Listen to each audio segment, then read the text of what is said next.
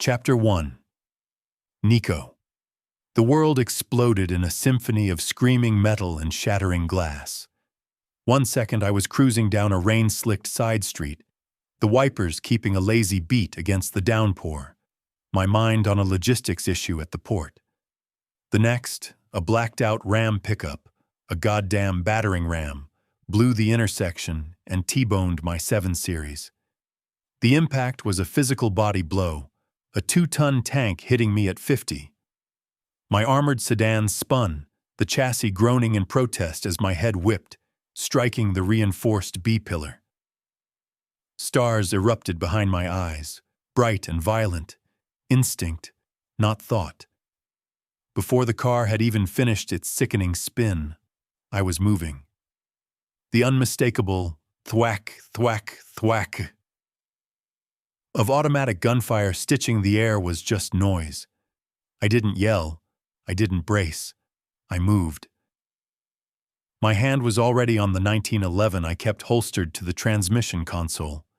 I brought it up, firing twice through my own spider-webbed windshield at the dark shape blurring past. A scream. Good. The Ram had skidded to a stop, angled to block the street. 2 men boiled out, black tactical gear, rifles up, amateurs. They were bunched together. I fired again, double tapping through the passenger side glass. The first man spun, a red flower blooming on his chest.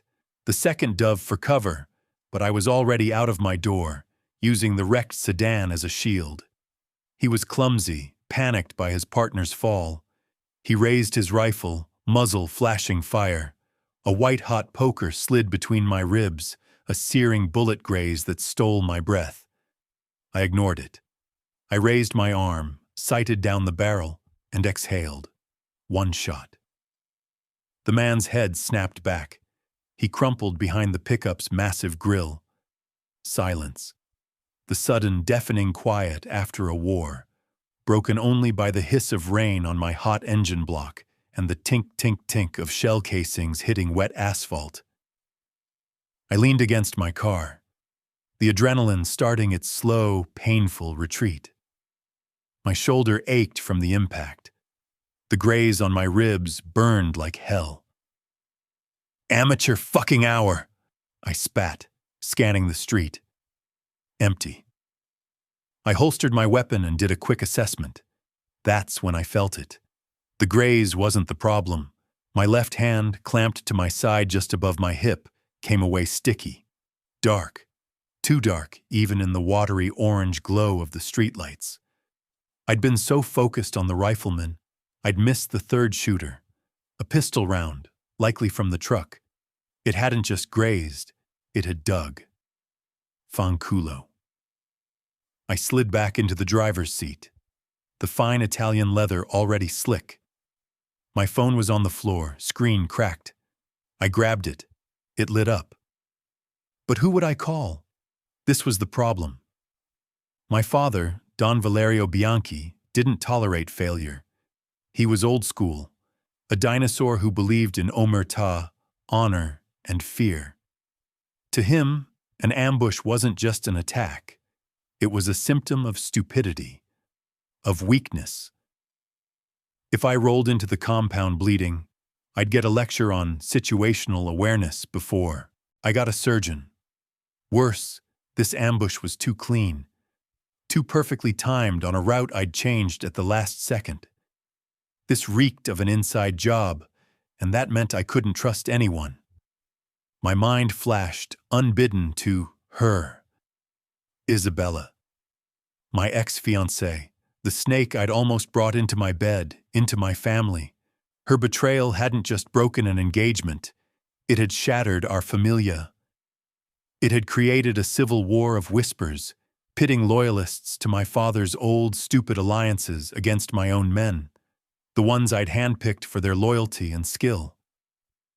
Isabella was gone, banished, but her poison remained. Her family was still allied with my father, and I knew one of them had sold me out tonight. I couldn't go to the compound. I couldn't risk my personal doctor. He reported to my father. and I couldn't call my own soldati, not until I knew who the mole was. Calling them to a hot scene might just be leading them into a secondary trap.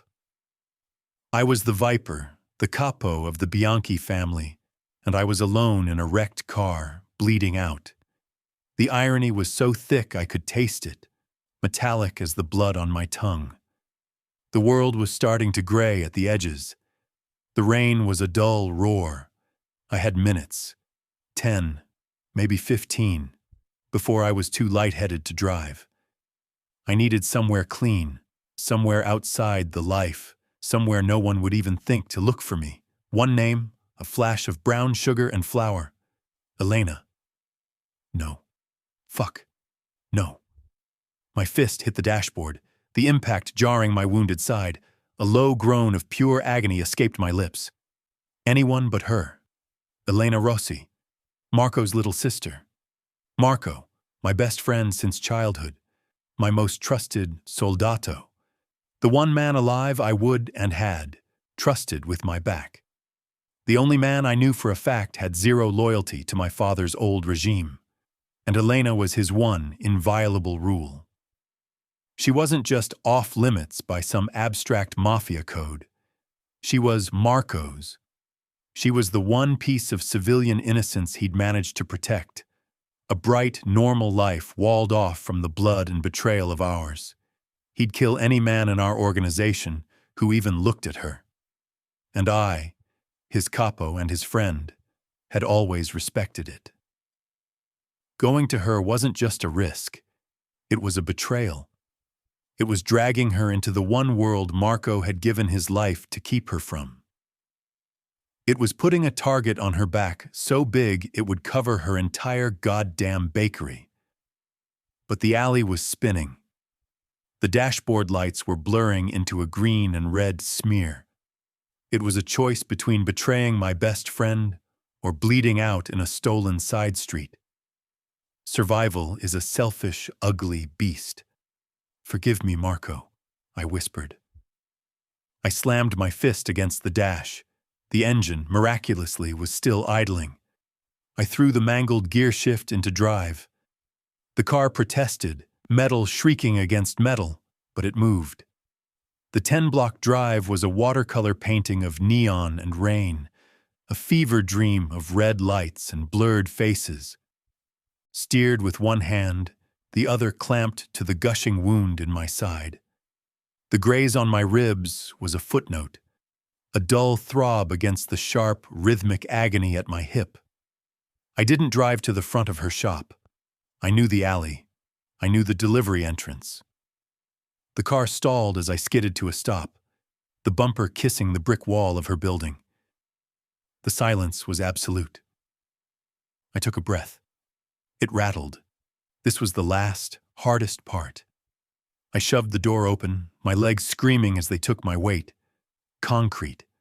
They felt like concrete. The world tilted violently.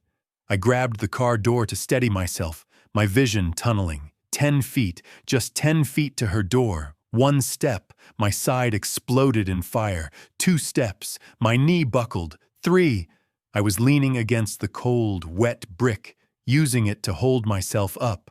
I saw the door, solid, wooden, safe. I lurched forward, a final, desperate push. My legs gave out. I stumbled, my shoulder hitting the solid wood. I was going down. My last ounce of strength gone, I slid down the door, leaving a wet, dark stain in my wake. My hand fumbled, weak, for the handle. I hit the wood with the heel of my palm. Not a knock. A thud. A useless, weak sound, barely audible over the rain. Just one thud. Then the alley, the rain, and the world went black. Chapter 2. Elena. The bakery was my sanctuary. Outside, the November rain lashed against the front windows, but inside it was warm. The air was a sweet, comforting cloud of vanilla, cardamom, and the lingering toasty scent of the morning sourdough. A lo-fi jazz playlist was humming from the small speaker on the counter, the saxophone a lazy, smooth ribbon of sound in the quiet. This was my favorite time of night. The last customer was long gone, the display cases were empty, and the big industrial ovens were cooling with satisfying tinks. I just finished wiping down the stainless steel counters, my movements practiced and rhythmic. This was my life, the one I had built with my own 2 hands, one cannoli at a time. It was simple, it was mine, and it was safe. My brother Marco had made sure of that. He lived in a world of shadows, a world that paid for this bakery in ways I was smart enough not to ask about. His one non-negotiable rule was that his world and mine never, ever touched. I was the civilian, the good Rossi, and I was happy to be. I was untying the strings of my flour-dusted apron when I heard it. Thud! I froze, the jazz note hanging in the air.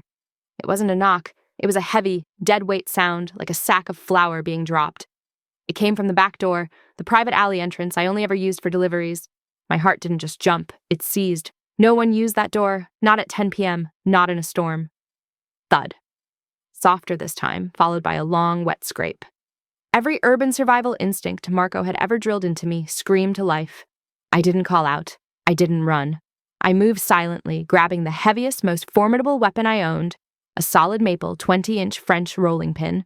I gripped the tapered end, my knuckles white. "Who's there?" I called out, my voice sounding ridiculously small. Only the rain answered.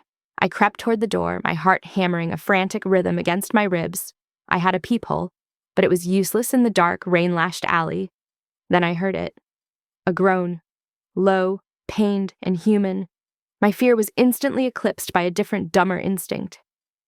Someone's hurt. I flicked on the bright halogen floodlight that lit the alley, my hand shaking. "I'm calling the police!" "Don't!" a voice rasped from the other side, a voice I knew better than my own, a voice that had haunted my daydreams and starred in my most secret, stupid fantasies for the last 10 years. My blood ran cold. "Nico?" I fumbled with the deadbolt, my hands suddenly slick with sweat. I ripped the door open. He didn't just fall in. He collapsed, a dead weight of wet leather and misery, his 6'3" frame folding onto my clean linoleum floor in a heap. The man on my floor wasn't the Nico Bianchi I daydreamed about. The Nico I knew was a walking, breathing paradox, a tailored suit of armor, all sharp lines, perfect hair, and cold, watchful eyes that saw everything. He was the Viper, the Capo in waiting, a man who radiated so much power and controlled danger that the air temperature dropped when he entered a room. He was my brother's boss, my brother's best friend, and the one man I was forbidden from even thinking about. The man on my floor was a nightmare. He was soaked, not just with rain, but with blood. It was everywhere, a dark, viscous stain spreading from his side, turning the white of his expensive button-down shirt into a ruined maroon map. His face was a pale, waxy gray under the warm bakery lights, his hair plastered to his forehead. "Nico!" I shrieked, dropping the rolling pin with a clatter. I fell to my knees beside him. "Oh my God, what happened? Marco!" "No," he growled, the word a blade. His hand shot out, impossibly fast, and clamped around my wrist. His grip was steel, even now. "No! Marco! You're bleeding! You need a hospital, an ambulance." "No! Hospital!" He was looking at me, his eyes unfocused, but burning with a terrifying intensity. "No, cops! No, Marco! Understand!" I understood. I understood that his world had just kicked down my door and was bleeding all over my floor. "Okay," I said, my voice shaking. "Okay, no Marco, no hospital, but I have to. Nico, I have to stop the bleeding." He just grunted, his eyes sliding shut. He was losing consciousness. "No, no, no, stay with me." I slapped his cheek, hard. "Nico!" His eyes snapped open, blazing with a raw, animalistic fury that made me flinch. "Don't," he snarled. "Then help me," I snapped back, fear making me brave. "I can't lift you, you idiot. You have to move." "Move." To my shock, he did. With a groan that sounded torn from the depths of his soul, he used the doorframe and my shoulder to haul his massive frame upright. He was heavy, a dead weight of muscle and pain, and he leaned on me, his breath hot and ragged against my ear. The smell of him was intoxicating and terrifying. Rain, expensive cologne, and the sharp, coppery tang of blood. I half-dragged, half-carried him through my own kitchen, past the cooling racks of biscotti, and into my small apartment above the shop. He collapsed onto my sofa, a dark, bloody stain on my beige upholstery. I didn't care. "I'll be right back. Don't Don't die, I ordered and ran back to the shop. I grabbed my biggest, cleanest kitchen towels, my sharpest pair of shears, and the first aid kit I kept under the sink. My hands were shaking so hard I could barely work the zipper. When I got back, he was paler, his head lolled back against the cushion.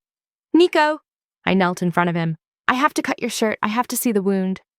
He just gave a short, sharp nod, his eyes closed. I took a steadying breath.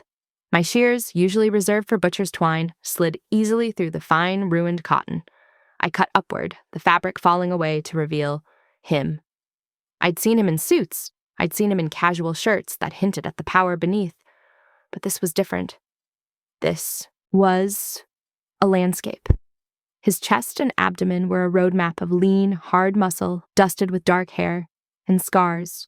A long, puckered white line on his ribs, a small, round indentation near his collarbone. This was the geography of his life, and this was the new, raw wound. It was on his left side, just above his hip, a ragged, dark hole, weeping blood. It looked deep. Okay, I whispered, more to myself than to him. Okay. I pressed a clean towel to the wound, hard. Nico roared. He jackknifed off the couch, his hand clamping around my throat. Not hard enough to crush, but hard enough to hold. He was suddenly, terrifyingly awake, his eyes black with pure, feral instinct. He had me pinned, his face inches from mine. Get off, he growled. You're bleeding, I choked out, refusing to panic. I pressed harder on the towel, driving my knuckles into the wound. I'm trying to help you, you ungrateful bastard. His eyes, those dark, bottomless pits of fury, suddenly cleared. He saw me. He really saw me. Not an attacker. Me. Elena. The hand at my throat didn't disappear, but it gentled. His thumb stroked, once, over the pulse hammering at the base of my throat. He was still pinning me, but it wasn't an attack anymore. It was a cage. You shouldn't, he whispered, his voice a rough gravel. He was breathing hard, the pain and the adrenaline making him primal. You're clean. You shouldn't be touching this. You didn't give me a choice, I whispered back, my heart doing a wild, frantic salsa. We were frozen, inches apart. His other hand was still clamped over mine, pressing it to his bleeding side. We were connected. He stared at my mouth. I stared at his. The air in the room was so thick, so charged, I couldn't breathe. It was all him. Blood, rain, danger. You smell like... he murmured, his gaze heavy, delirious. Sugar. And then he hauled me in. It wasn't a kiss. It was an obliteration. It was the raw, desperate, possessive claim of a dying man. His mouth crashed onto mine, all teeth and heat and desperation. There was no romance, no tenderness. It was pure, unfiltered need. He tasted like blood and whiskey in the storm. His hand left my throat, tangled in my hair, and fisted, holding my head in place as he plundered. I was too shocked to move, to respond, to do anything but hold on. My body was alight, a forest fire of terror and a wild, secret, terrible want. This was the viper, wounded, lethal, and he was kissing me like he was trying to inhale my soul.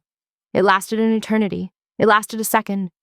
He broke away with a ragged gasp, his forehead resting against mine. His eyes were closed, his body trembling with the effort.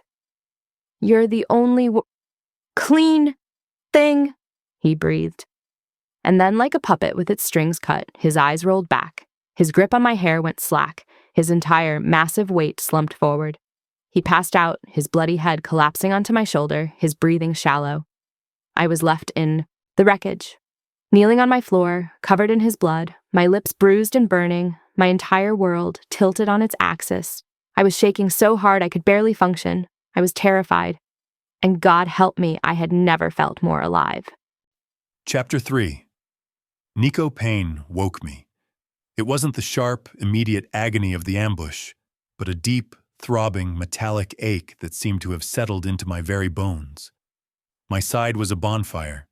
My ribs were a cage of hot coals. My first thought was, ambush, S-class, blood.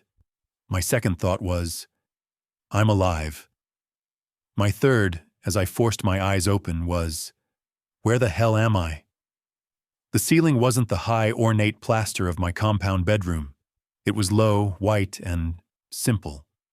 The air didn't smell of old money, leather, and my father's cigar smoke. It smelled sweet, like vanilla sugar, and a yeast. I was on a couch, a small beige couch, a fact I registered with disgust as I saw the massive, dark, rust-colored stain I'd left on the cushions. My suit was ruined. My shirt was gone, replaced by a thick, clean towel taped clumsily but effectively over a padded wound at my side. Then I saw her. Elena. She was asleep, folded into a cushioned armchair in the corner of the small room, a wool blanket pulled up to her chin. Her head was tilted at an awkward angle, her dark hair spilling over the armrest. She looked young, innocent, untouched, and my stomach hollowed out. The memories came back in a rush, not as a clear timeline, but as violent sensory snapshots. The thud of my body against her door, the scent of her, flour and rain, the impossibly bright, clean kitchen, the feel of her small, terrified hands on my skin, the kiss. Fanculo. I didn't just break the code. I didn't just betray Marco. I'd taken his one protected, clean thing and smeared my bloody handprint all over it. I had brought the war to her doorstep, bled on her floor, and then, like some kind of animal, I had claimed her. That kiss. It hadn't been a kiss. It had been a brand, a desperate, possessive act of a dying man, and it was the most unforgivable thing I'd done all night. I was the Viper. My entire life was built on control. Control over my men, my territory, my emotions, and last night, I had lost it all. I looked at her again, and this time all I felt was a cold, sharp rage. It wasn't directed at her. It was at myself. She was asleep in a chair, in her own home, because she had been too afraid to sleep in her own bed while I was bleeding out 10 feet away. This was my fault. I had contaminated her. I sat up, a guttural groan tearing from my chest. The bonfire in my side roared to an inferno, and black spots danced in my vision. I clamped my jaw shut, riding the wave of agony. The sound woke her. Her head snapped up, her eyes wide and unfocused for a second. They cleared, and they found me. Fear. That was the first thing I saw. She clutched the blanket to her chest. "You're awake," she whispered, her voice rough with sleep. "Get me my phone," I growled. My voice was a rusty grate. She just stared at me. "My phone," I repeated louder. "And my gun. Where are they?" On the kitchen counter." She slowly got to her feet, putting the chair between us like a lion tamer. Smart girl. I'll get you some coffee." "I don't want coffee." I used the arm of the couch to haul myself to my feet. The room spun. I locked my knees, refusing to show weakness. "I want my goddamn phone." I stalked past her, into the small kitchen area. My blood-soaked shirt was in a heap on the floor. My 1911 and my cracked phone were on her small, clean counter, right next to a bowl of lemons. The contrast was a slap in the face. My world of steel and death sitting next to her civilian life. I snatched the gun, checking the mag and chamber by pure muscle memory, then tucked it into the waistband of my ruined pants. I grabbed my phone. It was dead. "Do you have a charger?" Yeah." She pointed to a white cord by her coffee maker. I plugged it in, ignoring the way she flinched as I moved. I leaned against the counter, the pain making me want to double over. I wouldn't give her the satisfaction. "You look awful," she said quietly. I turned to look at her. She was wearing gray sweatpants and a thin t-shirt that hung off one shoulder. No bra. I registered the soft curve of her collarbone, the shadow between her breasts, and the fact that I had no business registering any of it. This was the problem. This was why Marco's rule existed. "And you're a child," I bit out, the words colder than I intended. A child playing nurse. What I look like is none of your business. Her face, which had been pale with fear, flushed a deep, angry red. I'm not a child. Right. You're a baker. You just patched a gunshot wound.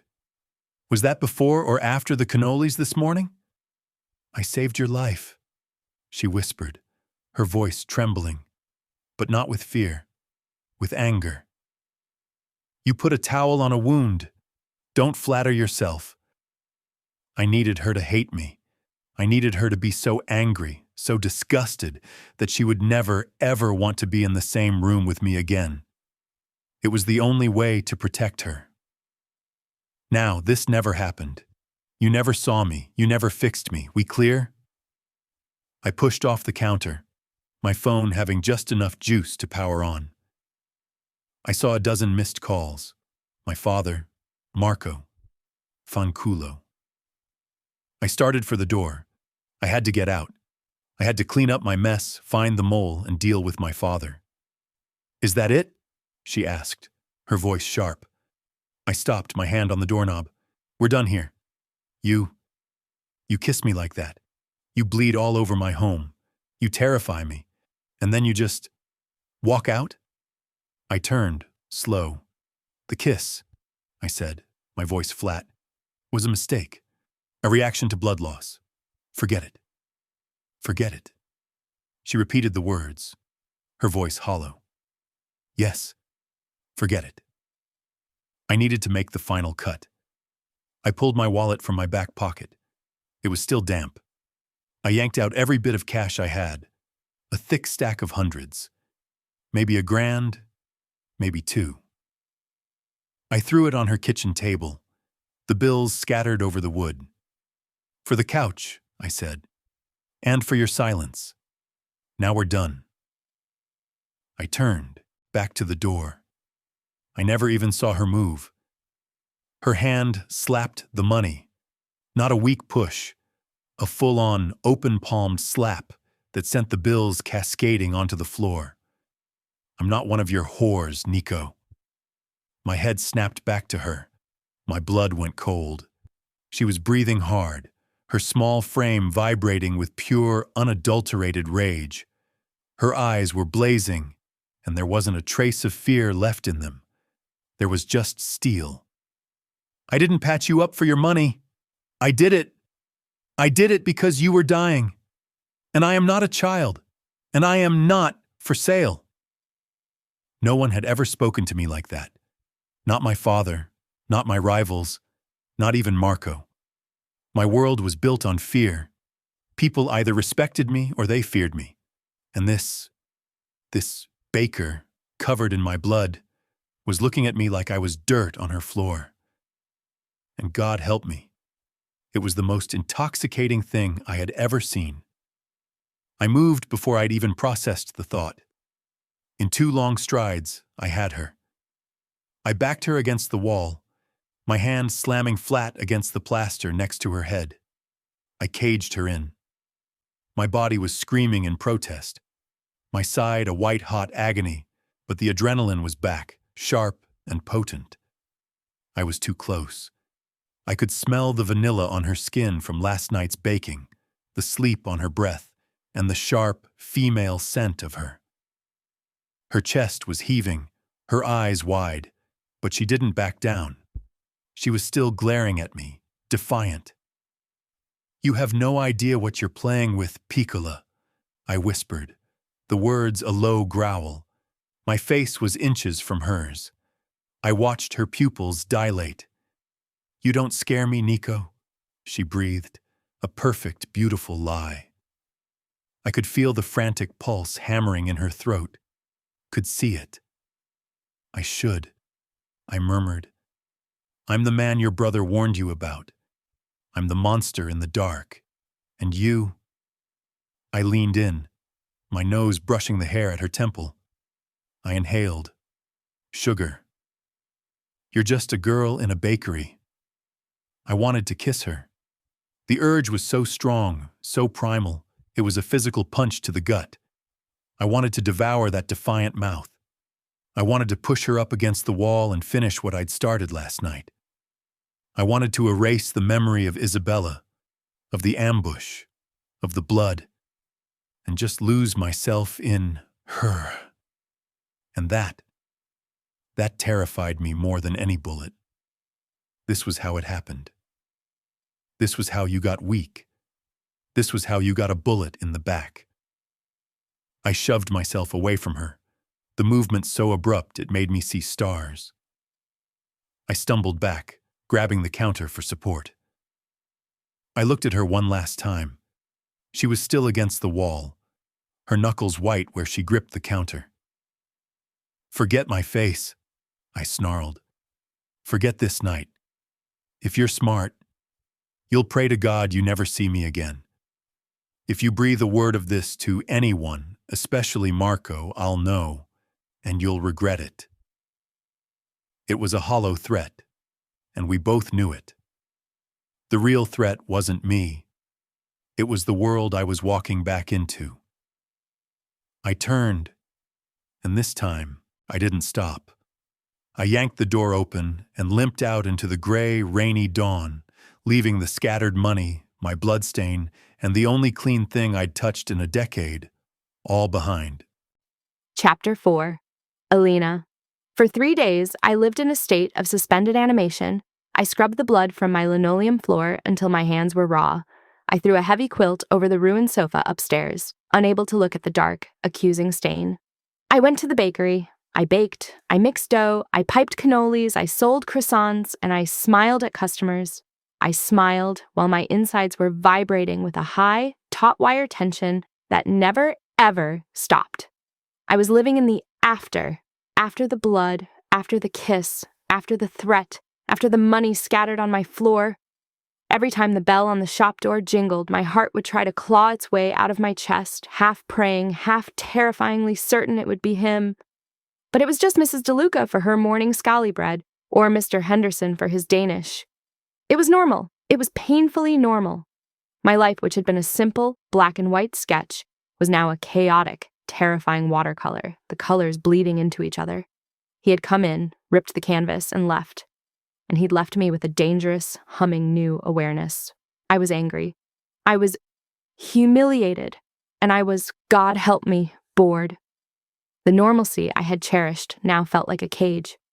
On the third night, I was cashing out the register, my mind a dull fog, when my phone vibrated on the counter. I never got texts this late. My thumbprint unlocked the screen. "Unknown number, we need to talk." My blood didn't run cold. It ignited. I didn't have to ask who it was. The sheer arrogance of the text, the total lack of introduction, was a signature. My hands were shaking, but not from fear. It was anger. It was a dark, electric thrill that shamed me. My thumbs hovered over the screen. "Who is this?" I typed. Then I deleted it. "Lame." "Go to hell," I typed. Deleted. Before I could think of a reply that adequately conveyed my rage, a second text came through. "Unknown number. It's not a request. And not at your place. Too compromised." My heart hammered. Compromised. A word from his world. A word that acknowledged he had, in fact, contaminated mine. A third text came. An address for a high-rise in the financial district. A sleek, anonymous glass tower I'd only ever seen from the freeway. 8 p.m., 12th floor, penthouse B, key code is 1101. I stared at the screen. He wasn't asking. He was summoning, after threatening me, after throwing money at me like I was a whore. He was a monster. He was an arrogant, cold-hearted bastard. My brother would kill him. I looked at the clock. 7:15 p.m. I was going to be late. The high-rise was the opposite of my bakery. My world was warm, cluttered, and smelled of life. This place was cold, silent, and smelled of nothing but steel and expensive, recycled air. My heart was a hummingbird in my throat as the elevator slid silently up to the 12th floor. The hallway was a long, gray corridor, so quiet I could hear my own pulse. "This is stupid, Elena. This is the stupidest, most reckless thing you have ever done." I stood in front of the heavy, dark wood door of penthouse B. I didn't knock. I typed in the code, 101 some row 1. The lock clicked, an obnoxiously loud sound. I pushed the door open. The apartment was dark, lit only by the sprawling, glittering panorama of the city through a wall of floor-to-ceiling windows. And he was there. He wasn't the wounded man from my sofa. He was the Capo. He stood by the window, a glass of amber liquid in his hand.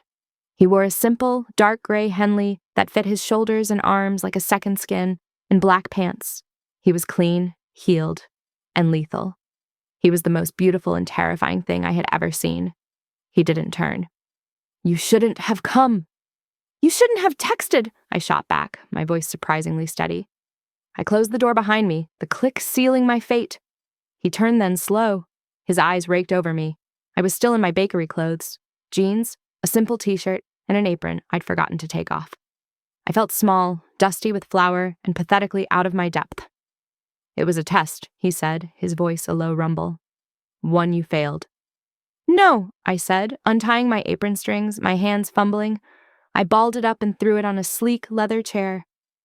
"I'm not one of your soldiers, Nico. You don't get to test me." He moved and I flinched. It was a tiny, involuntary movement, but he saw it. His eyes narrowed. He stopped a good 10 feet away. "Why are you here, Elena?" "I wanted to see if you were as much of an ass when you weren't bleeding to death on my floor." A flicker of something. Not humor, not surprise. Maybe respect. He took a sip of his whiskey. "I am," he said flatly. "You should go.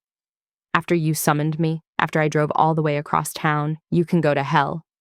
He set the glass down. "This can't happen. What you did, it was a debt. I owed you for my life. The money was you trying to wipe the slate clean," I finished for him, my anger rising. "To put me back in my civilian box and pretend you never bled on it. It was an insult." "It was a necessity," he snapped, his control finally breaking. He stalked toward me, and this time I held my ground. He was a force of nature, all coiled energy and dark rage. He stopped an inch from me, crowding me, forcing me to crane my neck to look up at him. "You don't get it, do you? You're a liability, a weakness. What I did was try to protect you." "By threatening me," I scoffed. "By scaring you," he roared, his voice bouncing off the glass. "By making you hate me so much you'd run if you ever saw me again. But you're not running, are you? You're standing here in my apartment, smelling like sugar and acting like you're not in a Shark Tank." "Maybe I'm sick of being treated like a child," I shoved him. My hand splayed flat against the solid wall of his chest. It was like pushing granite. "Maybe I'm sick of Marco's rules and your rules, and this whole world telling me what I am and where I belong." His hands clamped down on my wrists, his grip a steel trap. The air was gone, sucked from the room. There was nothing but the few inches between us, electric with a tension so thick it was a physical weight. "You want rules?" he whispered, his voice dropping to a dangerous, intimate growl. "Fine. Here are the rules. Rule 1, you never speak of me to anyone, ever. Rule 2, you never come here or anywhere unless I call. Rule 3, no one, and I mean no one, especially Marco, can ever know. He asks, you lie. Can you lie, Elena?" I was breathless. He was so close I could see the flecks of gold in his dark eyes. "You're trying to scare me off again." "I'm trying to keep you alive," he hissed. "This is a game you can't win." "And what if I don't want to win?" I breathed. "What if I just want to play?" That broke him. His mouth crashed down on mine. It wasn't the desperate, bloody kiss from the bakery. This was intentional. This was a conquest. It was a raw, punishing kiss that was all him. Dark, possessive, and utterly intoxicating. He wasn't asking. He was taking. He kissed me like he hated me. He kissed me like he'd been starving. My hands, still trapped in his, were useless. I couldn't fight. I couldn't pull him closer. I could only take it. And then I kissed him back. I strained against his grip, my mouth fighting his. It was a battle, a clash of wills, a silent, furious argument. His tongue swept my lips, and I let him in. A small, choked gasp escaping me. His grip on my wrists loosened, his hand sliding up my arms to cage my face. He gentled, just for a second. The kiss changed. It slowed. It deepened. It became a kiss of pure, agonizing discovery. He tilted his head, tasting me, learning me, and I was lost. My hands were free, and they tangled in the soft fabric of his Henley, clutching him, holding on as the world tilted and spun. He broke the kiss, but only to rest his forehead against mine. We were both breathing hard, ragged. "You're playing with fire, Piccola," he murmured, his voice thick. "I know," I breathed, my eyes still closed. "I like the heat."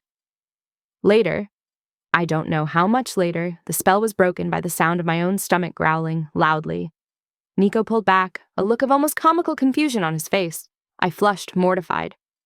I didn't have dinner." He stared at me for a beat. Then the most amazing thing happened. He laughed. It wasn't a real laugh. It was a short, sharp, rusty sound, like a piece of machinery that hadn't been used in a decade. But it was real. "You're unbelievable," he said, shaking his head. He let me go and walked into the kitchen, which was as sterile and cold as the rest of the apartment. He opened a refrigerator that contained only water, vodka, and a jar of olives. "Don't you eat?" I asked, following him. He just grunted, grabbing a bottle of water. "I don't live here. It's a safe house." I pulled out my phone. "What do you want?" "What? To eat. What do you want?" He looked completely lost. "I don't. Chinese, pizza, Thai?" He just stared. I rolled my eyes, opened a delivery app, and ordered an obscene amount of Chinese food from a place down the street. An hour later, we were sitting on his billion-dollar leather sofa, eating greasy kung pao chicken straight from the white paper boxes. He was, as I'd suspected, hopelessly clumsy with chopsticks. He kept trying, his brow furrowed in a concentration I'd only seen him use for, I imagined, loading a gun. "Here," I said, plucking a stray piece of broccoli off his expensive pants. "Just use the fork, you big viper." He shot me a look, but he took the plastic fork. "You think this is funny?" "I think," I said, growing bold, "that the big, bad Don of the Bianchi family being taken down by a spring roll is pretty hilarious, yeah." He watched me, his expression unreadable, but the hard lines around his mouth had softened. "Why the bakery, Elena? You're smart. You could have done anything." I shrugged, my chest warming. "No one ever asked me that." "I don't know. My nonna taught me. It's real. You take flour, water, yeast, nothing. And you make something. You make bread. You make people happy. It's not about the money. It's mine. No one can take it from me." He was quiet for a long time, just watching me. "That's good," he said, so softly I almost missed it. "What about you?" I asked, before I could stop myself. "Did you always want this? You know?" The relaxed, almost normal man disappeared. The Capo was back. He looked away from me, out at the glittering, indifferent city. "It's not about want. It was never a choice. It's a duty." He paused. "My father. He sees the world a certain way. I see it another." He was showing me a crack, a tiny hairline fracture in his armor, a glimpse of the man in the cage. He wasn't just a monster. He was a prisoner. It was late, nearly 2 a.m., when I finally said I had to go. The mood was heavy again, the reality of our world settling back in. He just nodded, his face grim. "I'll have someone?" "No," he said. "I'll take you." "No, absolutely not. You can't be seen at my place. I'll get a cab." He didn't like it, but I was insistent. I grabbed my apron from the chair, my skin humming. My lips were still swollen, my body alive. I was giddy and terrified all at once. He walked me to the elevator. The silence was thick. "Nico," I said as the doors slid open. "Elena, thank you for well, not for the rules, for the food." A ghost of a smile touched his lips. "Good night, Elena." I got in, and the doors slid shut. I leaned against the wall, my heart a confusing mix of joy and dread. The elevator opened onto the empty, silent lobby. I was floating. I stepped out and froze. My blood turned to pure Arctic ice. At the far end of the lobby, by the security desk, stood my brother, Marco. He wasn't looking my way. He was talking to one of Nico's men, a mountain named Leo, and he looked furious. His face was dark, his posture rigid. I didn't breathe. I didn't move. I shrank back, flattening myself against a large concrete pillar, my heart trying to escape my body. Marco's voice was low, but it carried in the marble expanse. "Don't know what's wrong with him," Marco was saying, his voice a low, angry growl. "He's been distracted. He's off his game. He's making mistakes. And I swear to God, Leo, if I find out he's anywhere near my sister, I don't care if he's my capo. I'll put a bullet in him myself. I mean it. Leo just nodded, his face stone. Marco clapped him on the shoulder, a hard, angry gesture. Find out what's distracting him and fix it.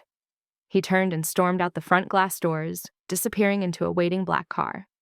I stayed flattened against the pillar, my legs shaking so violently I thought I would collapse. My giddy romantic haze evaporated, replaced by a cold, sharp terror. This wasn't a game. This wasn't a romance.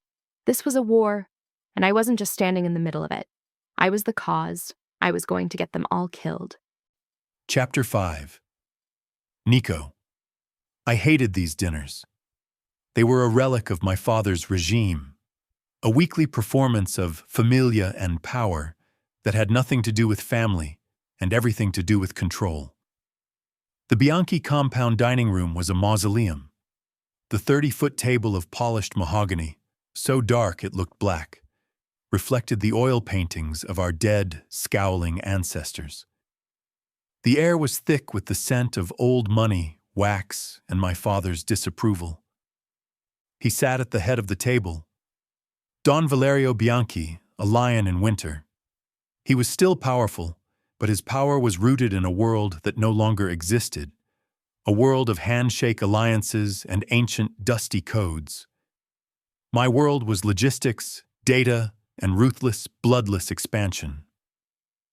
We were at war over the soul of the family, and this silent three-course meal was our battlefield. You are distracted, Niccolo. My father's voice, a low gravel, sliced through the silence. I didn't look up from the rack of lamb I had no intention of eating. I kept my gaze cool, neutral. I'm busy, I said. You are distracted, he repeated, his fork clinking against the china. First, you get yourself ambushed. You're sloppy. You look weak. The other capos, they are talking. They say the viper has lost his fangs. The problem from the ambush has been handled, I said, my voice flat. I'd spent the last 2 days cleaning house, eliminating the crew that had attacked me, but I still hadn't found the source. I hadn't found the mole. It is not handled, he snapped. An alliance is broken. Our friends in Milan are nervous. You made a mess, Niccolo, and you refuse to clean it up. You need to show strength. You need to fix what you broke. The air crackled. I finally looked up. His eyes, dark and faded, were boring into me. This wasn't a dinner. It was a summons. It was a setup. He was boxing me in. And what do you suggest, Padre? I suggest, he said, taking a slow sip of his wine, that you remember what loyalty is, that you remember who your friends are. As if on cue, the heavy oak doors of the dining room swung open. Our butler, a man as old and dusty as the paintings, stood in the doorway. Don Valerio, he announced, his voice reedy. You have a visitor, Signorina Isabella Vescovi. My blood didn't just run cold. It froze. I didn't move. I didn't breathe. My hand, which had been resting on the table, slowly curled into a fist, my nails digging into my palm. This wasn't an attack. This was an ambush of a different, more venomous kind. She glided in. Isabella Vescovi, my ex-fiancée, the snake. She was exactly as I remembered, all poison and silk. She was poured into a blood-red dress that was cut so low and so high, it was a marvel of engineering. Her black hair was pulled back in a severe, sleek knot, and she smelled of a perfume so heavy and cloying, it made my teeth ache. It was a scent designed to invade, to claim territory. It was the opposite of sugar and vanilla. She ignored me completely, her eyes fixed on my father. She was a politician, and she knew her audience. Valerio, caro, she purred, bending to kiss both his wrinkled cheeks. You look wonderful. Forgive me for being so late. Isabella, my dear, you are right on time, my father said, beaming. He hadn't looked at me with that much warmth in a decade. "Thank you for coming. You remember my son?" She turned to me then, her red lacquered lips pulling back in a smile that was all teeth. "Nicky, darling," she cooed, the sound of her voice, the use of that name grating on my last nerve. "It's been too long." She slid into the empty chair beside me, the one my father had intentionally left open. She was so close I could feel the heat radiating off her skin. "You look tired," she whispered, her voice dropping to an intimate, conspiratorial level. She placed her hand on my arm, her long nails scraping lightly over the fabric of my suit. "All that work you've been doing. It must be exhausting, running the city all by yourself." I stared at her hand on my arm until she, with a small, unamused laugh, finally moved it. "Her father and I had a long talk," my father announced, as if I weren't even there. "The Vescovi family and the Bianchi family, we are stronger together. This foolishness between you two has gone on long enough." I finally spoke, my voice a low, lethal hum. "This foolishness, as you call it, was treason. Or did you forget she leaked my shipping routes to the Albanians?" Isabella gasped, a perfect theatrical gesture of hurt. "I explained that, Nicky. It was a mistake, a misunderstanding. I was trying to manage the situation, to prove my value to you." "You proved it," I said. "Enough!" my father roared, his fist hitting the table. "The Vescovis are our oldest allies. You and your arrogance severed that bond. You will fix it. You will apologize to Isabella. You will reopen the engagement." The room was silent.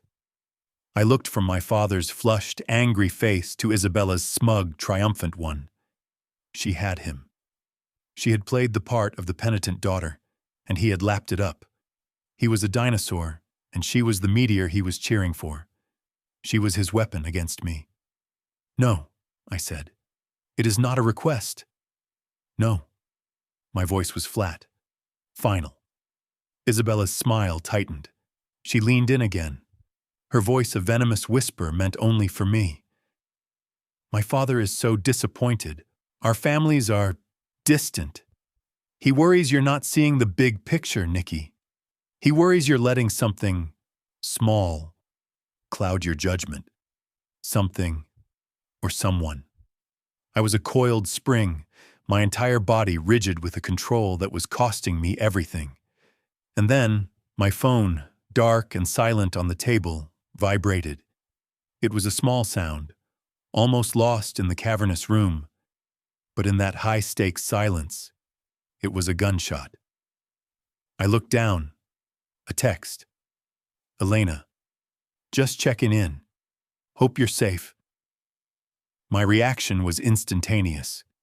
It was so microscopic. It was a millisecond of a mistake, but in this viper's den, a millisecond was all it took. My shoulders, which had been rigid with tension, dropped. The knot in my gut, wound tight by Isabella's presence, loosened. A breath I didn't even know I was holding escaped me. My thumb hovered over the screen, the ghost of a smile, a softening, touching my lips before I could crush it. It was involuntary. It was a reflex. It was the most stupid, reckless, human thing I could have done. I looked up. Isabella wasn't looking at the phone. She was looking at me. Her eyes were no longer playful. They were sharp, assessing, predatory. The smug smile was gone, replaced by a look of pure, cold calculation. Click. She hadn't seen the text. She hadn't seen the name. She didn't need to. She had seen me. She had seen the crack in the armor. She had found the weakness. She didn't know what it was, but she knew with the certainty of a shark scenting blood that it existed. "Ah," she breathed, her voice dropping, all fake sympathy gone. I see. Her smile returned, but this time it was real. It was terrifying. A distraction, she purred, leaning back in her chair, victorious. A little piccola? Is that what has you so unfocused, Nikki? A new toy? She laughed, a light, tinkling sound that echoed in the oppressive silence. How disappointing. I thought you had better taste. My control shattered. I was on my feet, my chair scraping back with a sound so violent it was like a scream. I threw my napkin onto the table. This dinner is over. Niccolo, my father bellowed. Sit down. You will not. No. I stared, not at my father, but at Isabella.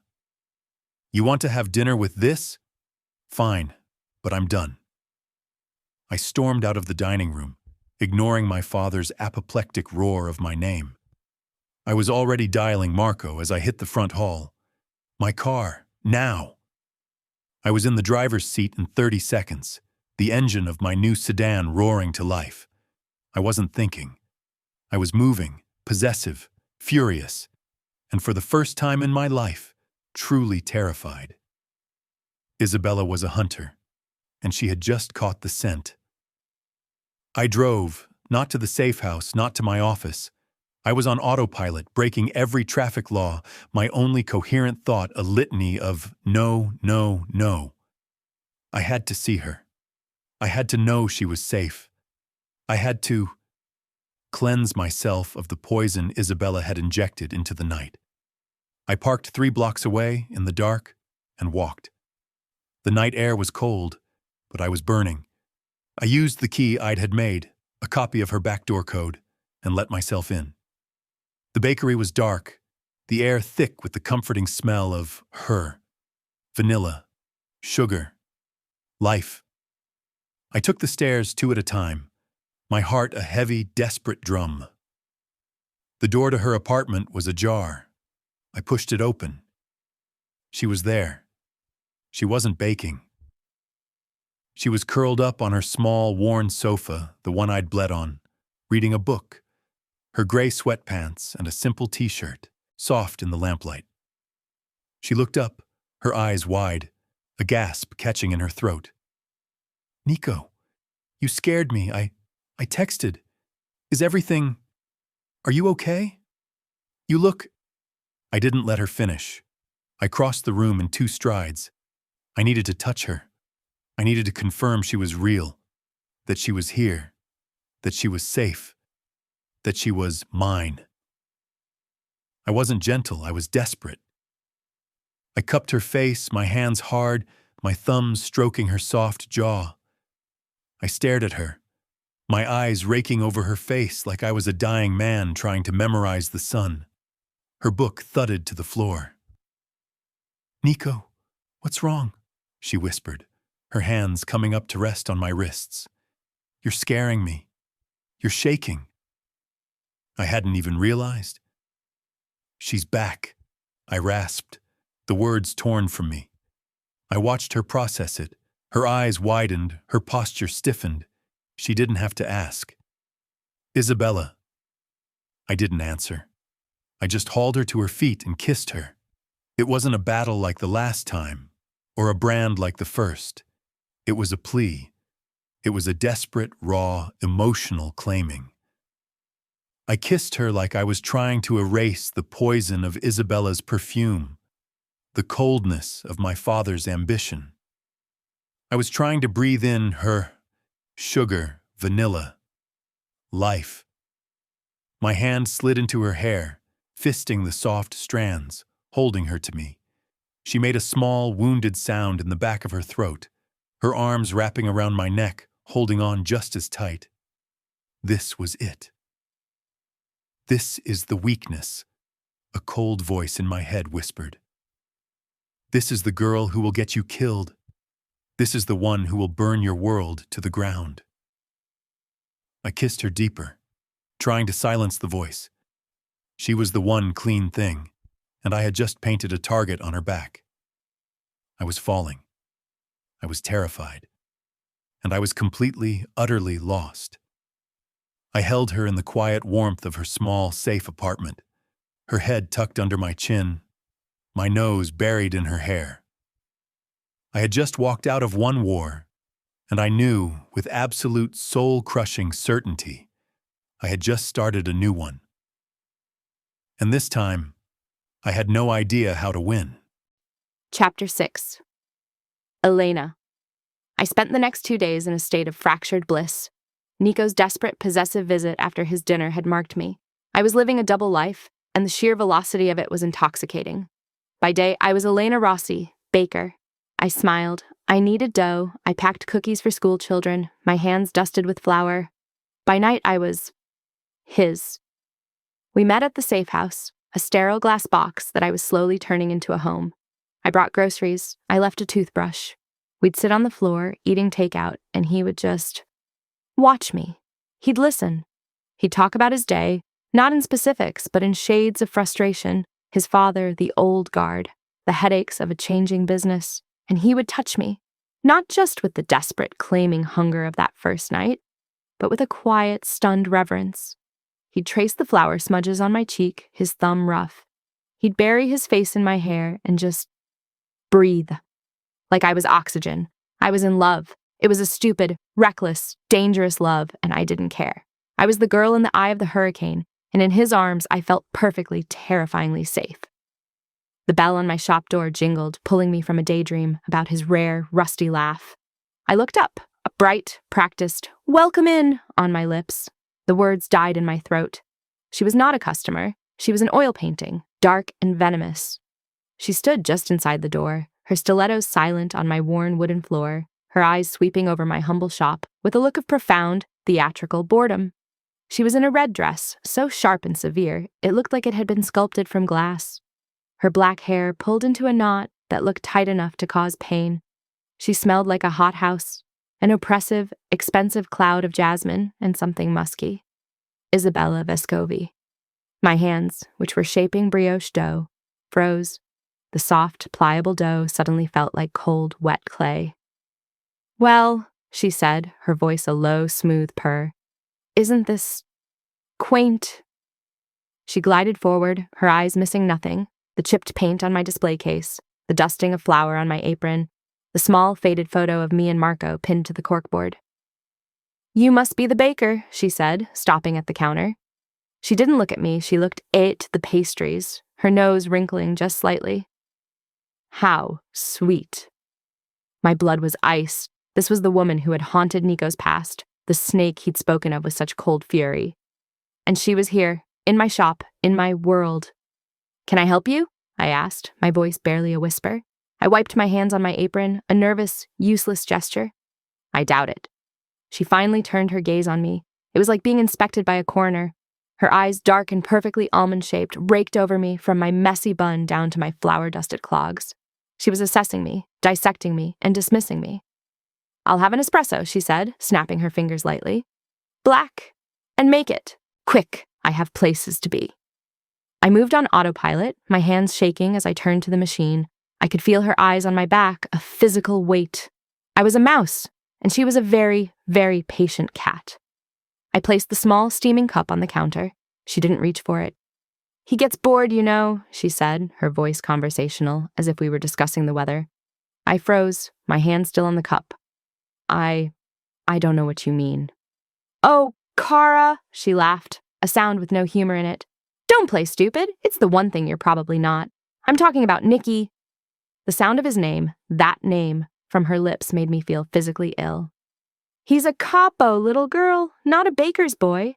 She picked up the espresso, swirled it, and placed it back down, all without drinking. "He likes his toys. He loves new shiny things. And then he breaks them, or he gets bored.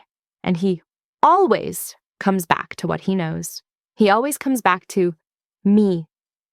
"I think you should leave," I said, my voice shaking. "I'm not finished." Her smile vanished. The temperature in the shop dropped 20 degrees.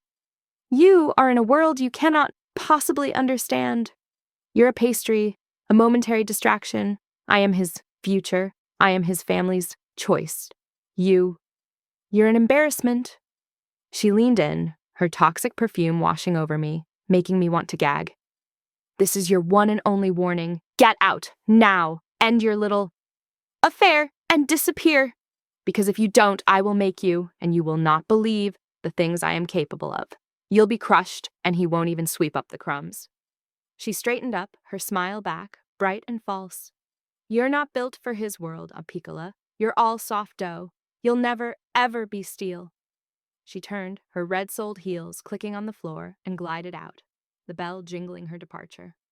She never touched her coffee. I stood there, my hands still on the counter, my entire body vibrating. The bakery, my sanctuary, had been violated. It no longer felt safe. It felt like a target. Her perfume hung in the air, a declaration of war.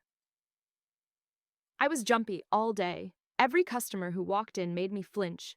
I was scrubbing the counter for the 10th time, trying to erase the lingering scent of her, when the back door opened. I screamed, whirling around, my hand grabbing the nearest weapon, the French rolling pin. Whoa, Lena! Calma! Marco. He stood in the doorway, his hands up in mock surrender, but his face wasn't amused. He looked exhausted. He looked wrong. The warm, protective older brother was gone. This was the soldado, his face grim and shadowed. Marco! I gasped, lowering the rolling pin. My heart was a trapped bird against my ribs. You scared me to death. What's wrong with you? He asked, not moving, his eyes scanning the bakery. You're white as a ghost. And why are you holding that thing like you're going to kill someone? Just a long day, I lied. My voice thin. I'm jumpy. That's all. He walked in, his gaze sharp. He looked at me. Really looked at me, and I felt like a bug under a microscope. He knew I was lying. You've been quiet, Lena, he said, his voice too casual. Distant. You don't call Mama as much. You're always busy.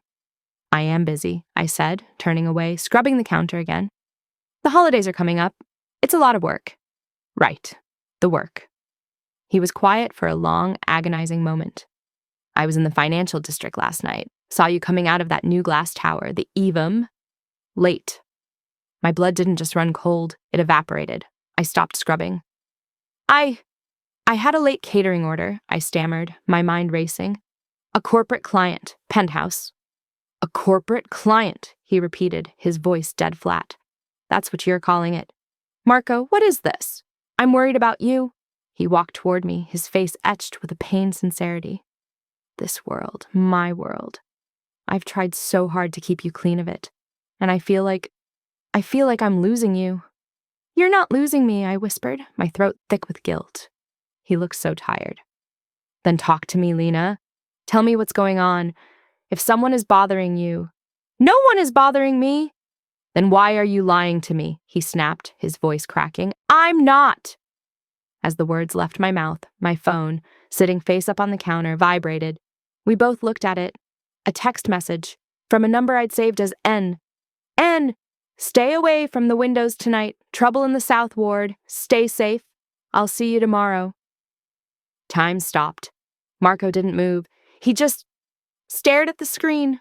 I watched the color drain from his face, replaced by a sick, dawning comprehension. Trouble in the South Ward. That wasn't a civilian alert. That was their business. That was Nico's territory. Elena, he said, his voice a hoarse whisper. Who is N? I couldn't speak. I just shook my head, tears welling, my throat closing. Who is it? He roared, his fist slamming down on the counter, making me jump. Marco, please.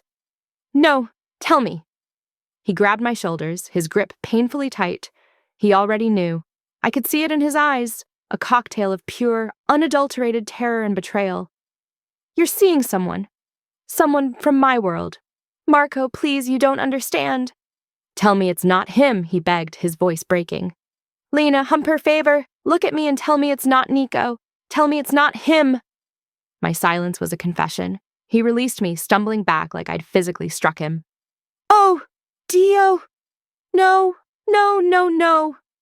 He ran his hands through his hair, his breath catching, pure panic in his eyes. What have you done, Elena? What have you done? I love him, Marco. The words burst out of me, the first time I'd ever said them aloud to anyone but Nico. Love? He spat the word as if it were poison. You think he loves. He doesn't love Elena. He consumes. He destroys. He'll get you killed. He's not like that. He's exactly like that. Do you have any idea what is happening right now? Isabella's back. The Vescovi alliance is back on the table. The family is a goddamn war zone. His father's on his back, and you... He looked at me, his face a mask of horrified realization. You're not his love. You're his weakness. You're a liability. You're the one thing they can use to break him. He was pacing, frantic, a caged, terrified animal. He puts you in the middle of this, that bastardo! I'll kill him! No, he whirled on me. It's over, Elena. You hear me? It's done. You will never see him again. You will not call him. You will not text him. He snatched my phone from the counter. Marco, no, give it back! So I can be sure, he yelled. You're out. As of tonight. You are out. I am ending this. You can't do that. You can't just... I am your brother, he roared, his voice cracking with a pain so deep it stunned me into silence. My one job in this godforsaken life was to keep you safe, and I failed. He looked at me, his eyes full of a broken, terrible resolve. He will not have you. I will not let him destroy you. He didn't say another word. He just turned, my phone in his hand, and stormed out the back door, slamming it so hard the entire wall of baking sheets rattled. I collapsed against the counter, my legs giving out. I was alone, truly, utterly alone. In a single day, I had been threatened by my enemy and imprisoned by my family. Isabella, with her cold, silky threats, had been terrifying. But Marco, with his raw, heartbroken panic, was so much worse. He'd taken my phone. He'd cut me off. I was trapped in my bakery, my sanctuary, which now felt like nothing but a brightly lit cage. I had no one to turn to. And the man I loved, the man who had just told me to stay safe, had no idea that the walls were closing in. Chapter 7. Nico. I was summoned. The text was from my father's consigliere, a one-word order. Study. It was a trap. I knew it the way an animal knows the scent of a snare. After Isabella's performance at dinner, after my storming out, this was not an invitation. It was a checkmate. I walked into the lion's den. My father's study was a mausoleum of old-world power, all dark mahogany, suffocating cigar smoke, and the judgmental stares of dead Bianchis in oil-painted frames. My father, Don Valerio, sat behind his massive, ornate desk, a king on his throne. But he wasn't alone. My blood turned to sludge. Standing near the window, his posture rigid, his face a gray mask of exhaustion and defeat, was Marco. Marco, I said, my voice a low, cold warning. This was a breach. Marco reported to me. His presence here in this room was an act of treason. He is here at my request, my father said, steepling his fingers. He looked smug, triumphant. He had all his pieces in place. This is not your concern, Padre. Oh, but it is, my father said, his voice laced with a silk I'd never heard from him. It was the sound of victory. Your little distraction has been dealt with. I didn't look at my father. I looked at Marco, my best friend, my brother. His gaze finally met mine, and what I saw in them wasn't defiance. It was a hollow, gut-wrenching despair. Tell him, Marco, my father ordered. Marco's voice was rough. I went to her. I saw a text. You... What? She's my sister, Nico, he burst out, his voice cracking, the soldato gone, replaced by a terrified older brother. What choice did you give me? You put her in the crosshairs. You put a target on her. Do you have any idea what you've done? I am protecting her, I snarled, taking a step toward him. By hiding her? Marco laughed, a broken, bitter sound. You can't. Isabella was at her shop, Nico. She was at the goddamn bakery. The floor dropped out from under me. Isabella had been to Elena. The rage that flooded my system was so pure, so white-hot, it was almost paralyzing. I wasn't just angry. I was homicidal. The room tilted. I finally understood Marco's panic. I finally understood the checkmate. "This is the end of your childish rebellion," my father said, his voice slicing through my rage. "You are a capo, or you were. You have embarrassed this family. You have shown weakness. You have allowed your appetites to endanger a critical alliance. You have made us look like fools." I turned to him, my fury a living, breathing thing. That snake is your fiancée," my father roared, slamming his fist on the desk. "The alliance is back on. The Vescovis are waiting. You will end this pathetic affair with the baker's girl, and you will marry Isabella. You will consolidate our power. You will do your duty." I stared at him, my breath coming in short, sharp huffs. I saw it all. The ambush he called sloppy, his fury at my distraction, his invitation to Isabella. He had orchestrated this. He had used Isabella to box me in. "No," I said. "It is not a choice," he bellowed. "Do you think you have one? You will do this, or you are no longer my son." The words hung in the stale, smoky air. "You are disowned," he said, his voice dropping to a cold, factual hiss. "You will have nothing. No name, no money, no protection. You will be an exile, a ghost, and so will she. Do you understand me, boy? You think you can protect her now? Try protecting her when you are a nobody. When you have no men, no guns, and no power. Try protecting her when Isabella decides to finish what she started." It was a perfect trap. He wasn't just threatening me. He was threatening her. He was threatening to strip me of the one thing that kept her safe. My power. If I was disowned, Elena was an open, unprotected target, and I would be a dead man walking, unable to stop any of it. I was caged.